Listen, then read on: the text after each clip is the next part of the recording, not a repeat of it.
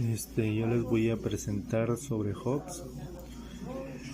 Él, de las principales aportaciones que hizo, y señaló el paso de la doctrina del derecho natural a la teoría del derecho como contrato social. Lo que les voy a platicar son las más importantes en cuestión de Hobbes. Los que hablaban de las formas de gobierno en la historia, desde los antiguos hasta sus días del siglo XVII, creía que todo conocimiento hunde sus raíces en la percepción sensorial, sostenido un nominalismo radical. Su teoría psicológica más interesante es la que afirma que el lenguaje y el pensamiento están íntimamente relacionados y que son quizás idénticos. Es una doctrina filosófica que considera la experiencia sensible como la única fuente de nuestros conocimientos. Yo les voy a hablar de Zygmunt Bauman y algunas de sus principales aportaciones. Nació en Poznań, Polonia, el 19 de noviembre de 1925. Se trasladó a la Unión Soviética huyendo de los nazis y se enlistó en el ejército polaco en el frente ruso. Se afilió al Partido Comunista a los 19 años y estuvo adscrito hasta 1967. Sus principales aportaciones. Primera, la modernidad líquida es una categoría sociológica que sirve para definir el estado actual de nuestra sociedad. Segunda, Bauman define como una figura de cambio constante y transitoriedad atada a factores educativos, culturales y económicos. Tercera, la metáfora de la liquidez intenta demostrar la inconsistencia de las relaciones humanas en diferentes ámbitos como en lo efectivo y en lo laboral.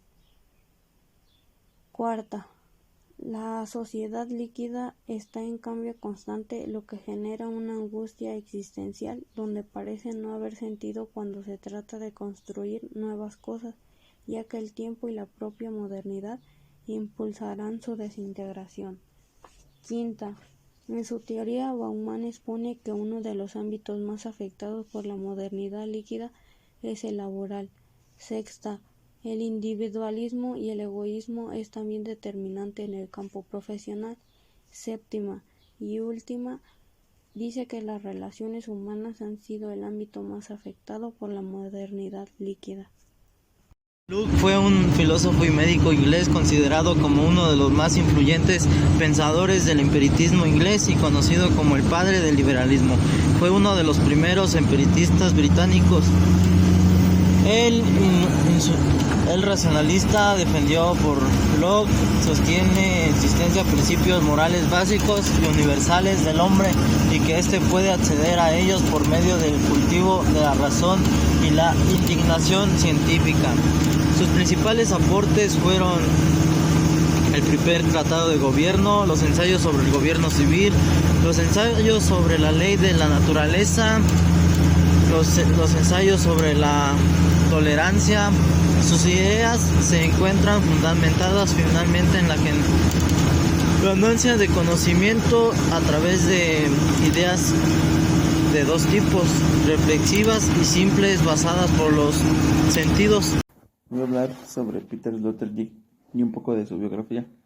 Este nace el 26 de junio de 1947.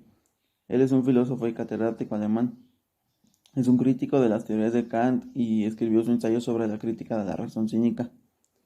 Y esto se vincula a su obra principal en una crítica del humanismo y es como una utopía ingenua de domesticación humana mediante la lectura. Y esta es la que fracasa ante las nuevas técnicas de desinhibición de las masas. Tuvo muchas aportaciones y les puedo mencionar que son las principales. Sloterdijk es mostrado en cierto modo como un mejorador de la humanidad. Este sugiere desde un híbrido medio extraño entre Heidegger y Nietzsche y violenta la despolitización creciente y por la falta de compromiso con las futuras generaciones.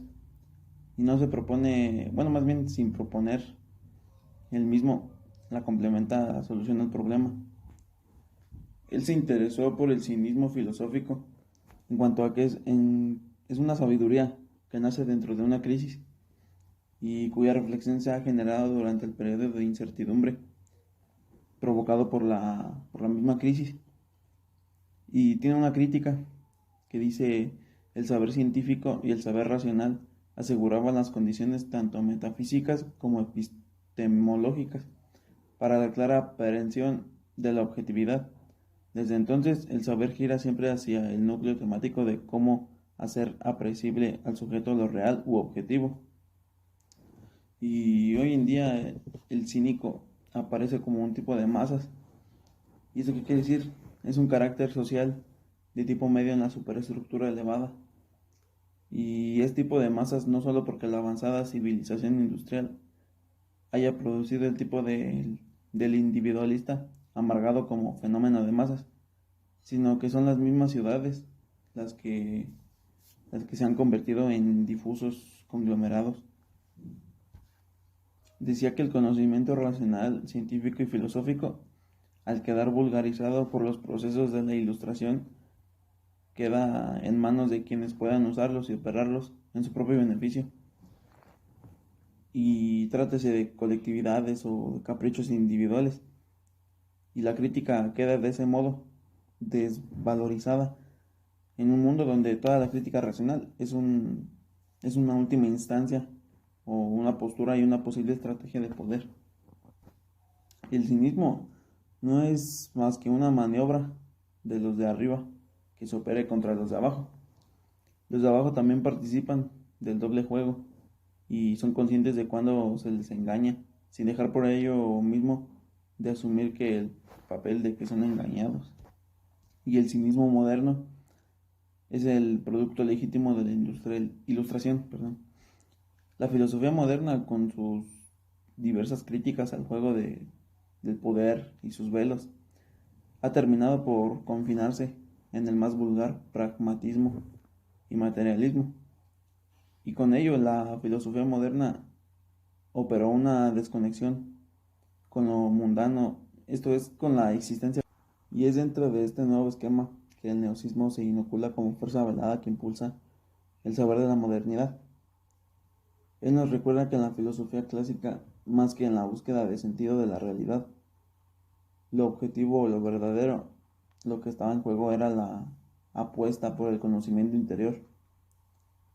El conócete a ti mismo, propio de una filosofía ligada con la existencia, tenía por vocación integrar a los individuos con totalidades de sentido, no construidos, sino regulados por un orden mucho más profundo que el que rige en las sociedades y cosmos.